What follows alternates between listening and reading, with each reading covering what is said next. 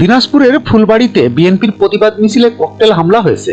এতে অন্তত ৬ জন আহত হয়েছে। আহতদের মধ্যে 2 জনকে দিনাজপুর মেডিকেল কলেজ হাসপাতালে পাঠানো হয়েছে। মঙ্গলবার সন্ধ্যা 7:30টায় ফুলবাড়ি পৌর এলাকায় এ ঘটনা ঘটে। স্থানীয়রা জানান, আওয়ামী লীগের লিফলেট বিলি কর্মসূচির প্রতিবাদে ফুলবাড়ি বাস স্ট্যান্ড সংলগ্ন দলীয় কার্যালয় থেকে মিছিল বের করে উপজেলা বিএনপি ও সহযোগী সংগঠন। মিছিলটি ফুলবাড়ি পৌর এলাকার বিভিন্ন সড়ক প্রদক্ষিণ করে। দলীয় কার্যালয়ে ফেরার পথে ছোট যমুনা নদী সেতুর পূর্ব প্রান্তে অজ্ঞাতনামা দুষ্কৃতিকারীরা মিছিলে 5টি ককটেল নিক্ষেপ করে। এতে 2টি ককটেল বিস্ফোরিত হয়ে বিএনপির 6 জন নেতাকর্মী আহত হন। আহতদের ফুলবাড়ি উপজেলা স্বাস্থ্য কমপ্লেক্সে নিয়ে যাওয়া হয়। এদের মধ্যে ফুলবাড়ি উপজেলা বিএনপির সাধারণ সম্পাদক মোস্তাক আহমেদ চৌধুরী খোকন ও ফুলবাড়ি পৌর বিএনপির সাধারণ সম্পাদক শাহাদুল ইসলামের অবস্থা গুরুতর হয় তাদের দিনাজপুর মেডিকেল কলেজ হাসপাতালে পাঠানো হয়েছে। ককটেল হামলার প্রতিবাদে রাতে ফুলবাড়িতে বিক্ষোভ মিছিল করেছেন বিএনপির নেতাকর্মীরা।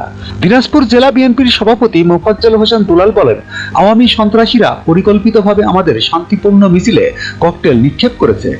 ফুলবাড়ি থানার ভারপ্রাপ্ত কর্মকর্তা ওসি AKM খন্দকার মহিবুল বলেন, 3টি ককটেল অবিস্ফোরিত অবস্থায় উদ্ধার করা হয়েছে।